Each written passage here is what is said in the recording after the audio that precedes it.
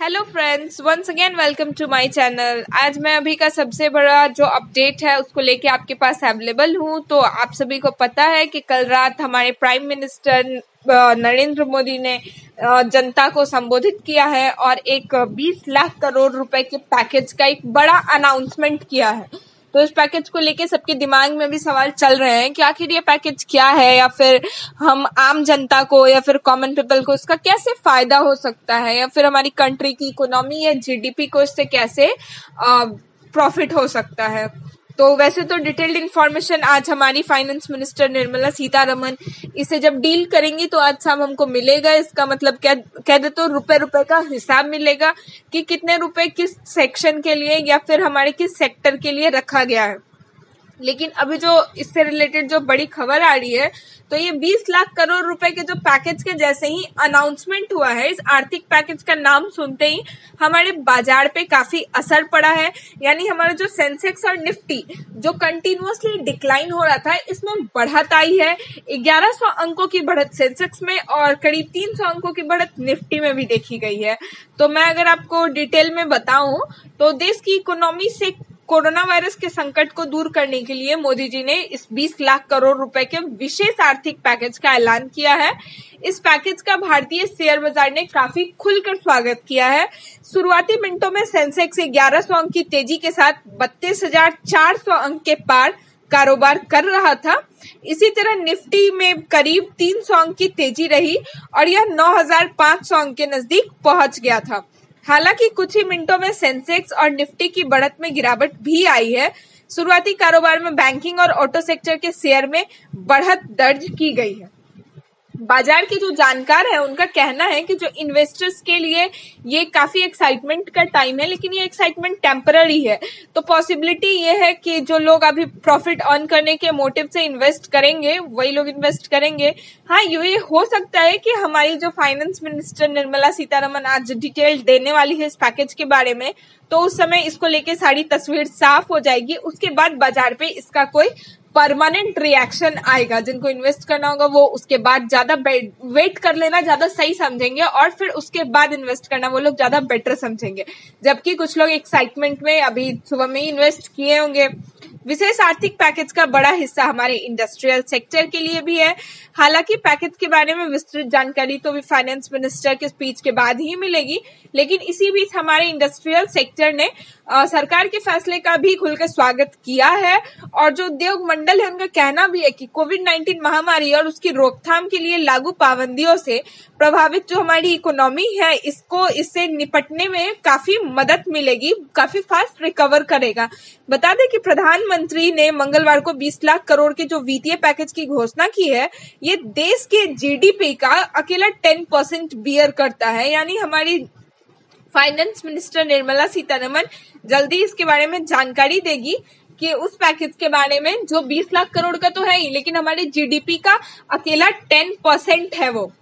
वही आपको मैं एक और बात बता दूं कि लोग के दिमाग में लग रहा था कि कल मोदी जी आए हैं तो कुछ लॉकडाउन को लेके कुछ न्यूज आएगा।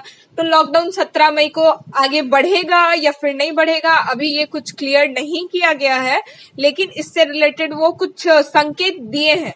तो मैं वो आपको डिटेल में बताना चाहूंगी। कोरोना संक्रमण से निपटने के लिए देश में लागू लॉकडाउन की अवधि 17 मई को खत्म तो हो रही है, ये हम लोग सबको ही जान रहे हैं, लेकिन पीएम मोदी ने राष्ट्र के नाम संबोधन में लॉकडाउन 4 को जारी रखने के संकेत भी दिए हैं। पीएम ने कहा है कि लॉकडाउन का चौथा चरण पूरी तरह नए रंग रूप वाला और नए नियमों वाला होगा।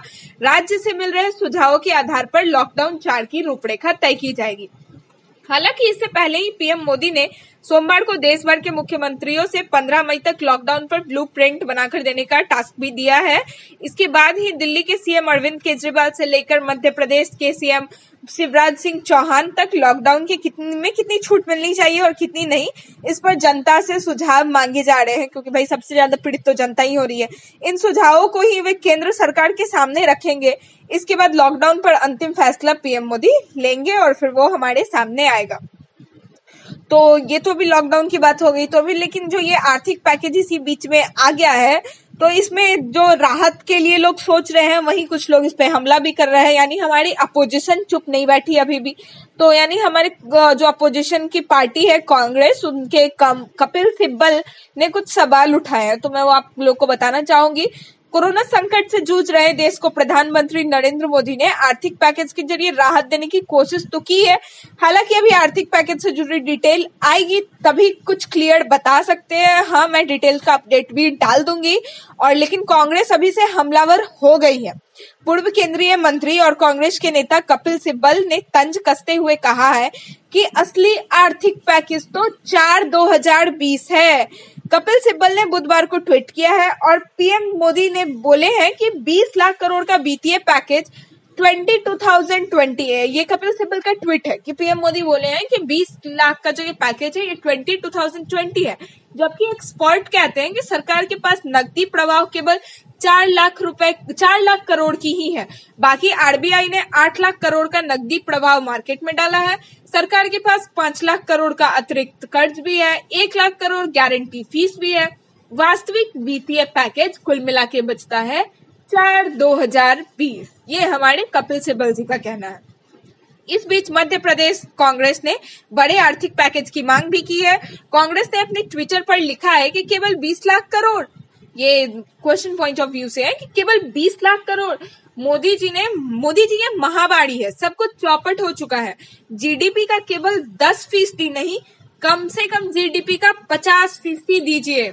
ये एमपी कांग्रेस का मांग है हमारे प्राइम मिनिस्टर से।